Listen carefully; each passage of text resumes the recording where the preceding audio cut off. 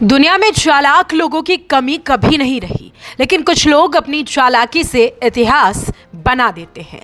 आज की कहानी ऐसे ही एक इंसान की है जिसने धोखाधड़ी को एक कला बना दिया। एक ऐसा नाम जो आज भी ठगी का पर्याय माना जाता है। नाम था नटवर लाल। लेकिन क्या आप जानते हैं कि उसका नाम नटवर लाल असली नहीं था। उसका असली नाम था मिथिलेश कुमार श्रीवास्तव। जन्म हुआ 1912 में बिहार के सिवान जिले के एक छोटे से गांव में। एक साधारण परिवार, पढ़ा लिखा माहौल। पिता चाहते थे कि बेटा एक बड़ा आदमी बने, लेकिन किस्मत को कुछ और ही मंजूर था। मिथिलेश बचपन से ही तेज दिमाग का था, लेकिन उसका दिमाग पढ़ाई में कम और चालाकियों में ज्यादा चलता था। कहते हैं कि पहली ठगी उसने बहुत ही छोटी उम्र में की थी। एक पड़ोसी ने उसे बैंक ड्राफ्ट जमा करने भेजा। वहां पर उसने देखा कि बैंक के जो क्लर्क हैं सिग्नेचर मैच करा रहे हैं। बस यहीं से उसके दिमाग में एक खतरनाक आइडिया आया और घर जाकर उसने सिग्नेचर की नकल की और धीरे धीरे कर पैसे निकाल लिए। हालांकि ये चोरी ज्यादा दिन तक छिपी नहीं रही और पिता ने उसकी जमकर पिटाई की, लेकिन इस पिटाई ने उसे सुधारा नहीं बल्कि उसे घर छोड़ने पर मजबूर कर दिया। मिथिलेश इसके बाद घर छोड़कर कोलकाता पहुंचा। अब यहाँ पर उसके पास ना तो पैसा था और ना ही कोई पहचान और ना कोई सहारा, कुछ नहीं था। पूरा दिन भूख में गुजारना पड़ा।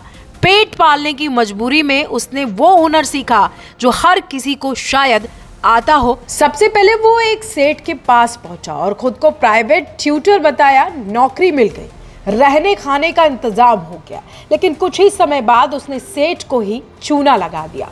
बॉम्बे में सस्ता माल दिलाने के नाम पर तमाम रुपए लिए और वहां से 1 2 3 हो गया। बस ये वही पल था जब मिथिलेश नटवर लाल बनने के रास्ते पर चल पड़ा था। अब समझ लेते हैं कि आखिर मिथिलेश का नटवर लाल नाम कैसे पड़ा। साल 1940 के आसपास उसने एक साथी के साथ मिलकर कपड़ा व्यापारियों को ठगना शुरू किया।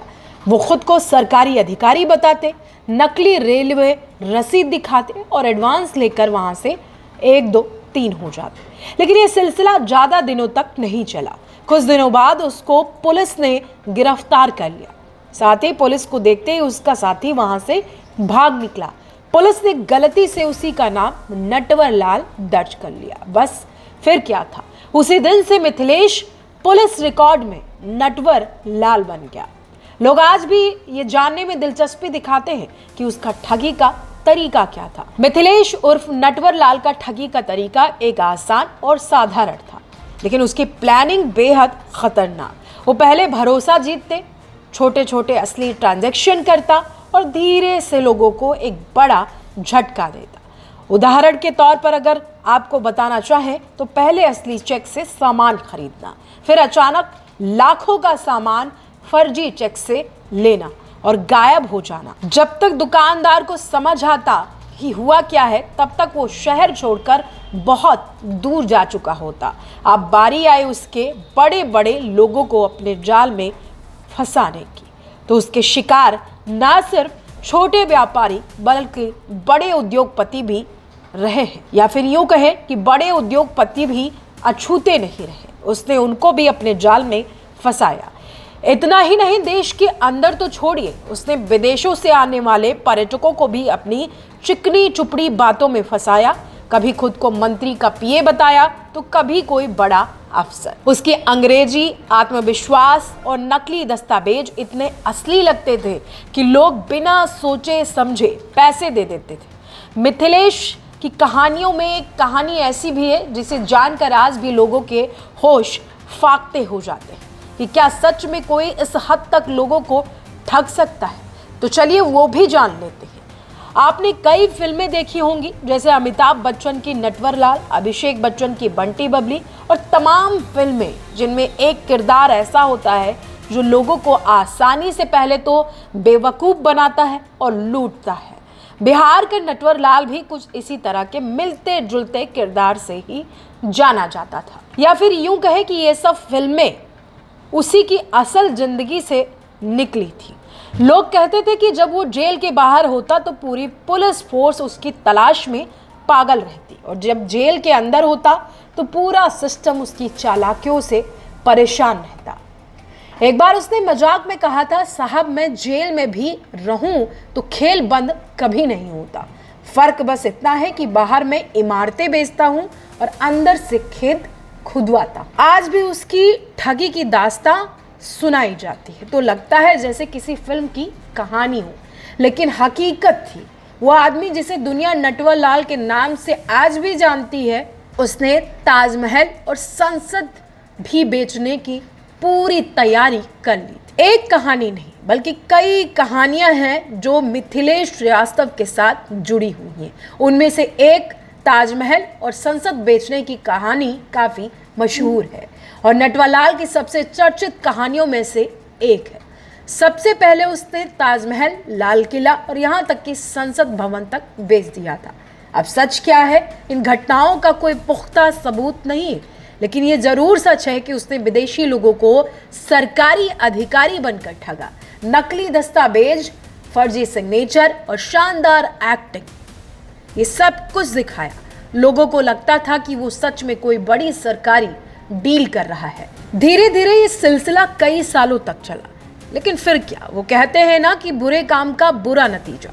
तो नटवरलाल भी पुलिस के हाथों गिरफ्तार किया गया और जेल भेजा गया उसके लिए। लेकिन जेल कोई सजा नहीं थी बल्कि एक खेल की तरह लग रही थी। कहते हैं कि 8 बार वो जेल से भागा, कभी बीमारी का बहाना बनाकर, कभी पुलिस को बेवकूफ बनाकर, कभी वर्दी पहनकर ही निकल गया। एक बार तो उसने जेलर को लालच दिया और वहां से फरार हो गया।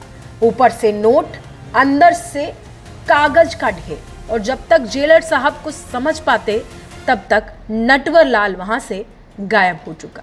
अब जेलर साहब को भी कुछ समझ में नहीं आया कि आखिरकार नटवरलाल ने मेरे साथ कौन सा खेल किया।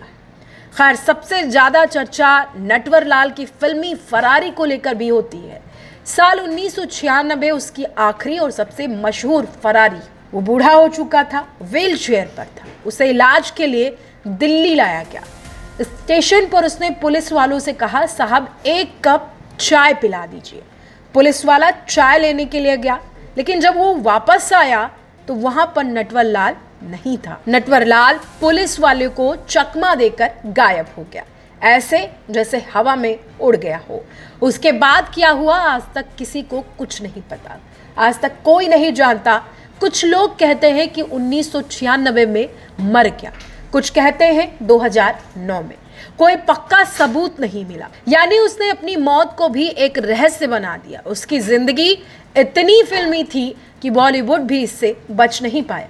कई फिल्में बनी, कई किरदार उसी से प्रेरित हुए, लेकिन असली कहानी फिल्मों से कहीं ज़्यादा दिलचस्प थी। दिलचस्प बात यह थी कि जहां पूरी दुनिया उसे ठग मानती थी, वहीं उसके गांव के लोग उसे अपना रॉबिन हुड कहते थे, अपना हीरो मानते थे। कहते थे कि अमीरों से पैसा लेकर गरीबों की मदद करता था, गांव में भंडारा करवाना, लोगों को जरूरत पड़ने पर पैसे बांटना, और इसीलिए लोग उसे अपना रॉबिन हुड कहते चले आ रहे थे। एक बार उसने जेल के अंदर रहते हुए एक ऐसी मिसाल पेश की जिसके बाद से पुलिस वालों के पैरों तले जमीन खिसक गई। अपनी पत्नी को खत में लिखा, खेत में खजाना गड़ा है, निकाल लो। पुलिस ने खेत पूरा खुदवा दिया, कुछ नहीं मिला। कुछ महीनों बाद पत्नी का वापस से जेल के अंदर खत आया और खत में लिखा था, खेत की जुताई कराने के लिए धन्यवाद। तो कुछ इस तरह से वो अपने और अपने गांव वालों का ख्याल रखता था। अब अगर बात की जाए उसके ऊपर दर्ज कुल रिकॉर्ड को लेकर, तो 100 से अधिक मुकदमे, 113 साल की सजा और जेल में उसने केवल 20 साल बिताए। इतना ही नहीं, 50 नकली नाम भी। नटवरलाल हमेशा एक बात कहता था, जब तक लोग लालच में अंधे रहेंगे मेरा धंधा चलता रहेगा। यही उसकी सफलता का असली राज था। उसने लोगों को नहीं, उनकी कमजोरी को ठगा था। नटवरलाल एक अपराधी था, इसमें कोई शक नहीं, लेकिन उसकी कहानी हमें यह भी सिखाती है कि अंधा भरोसा खतरनाक है।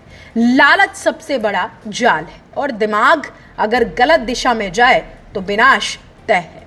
अगर वही दिमाग सही दिशा लगता तो शायद वो देश का हीरो होता, लेकिन उसने जो रास्ता चुना वो उसे इतिहास का सबसे बड़ा ठग बना कर गया।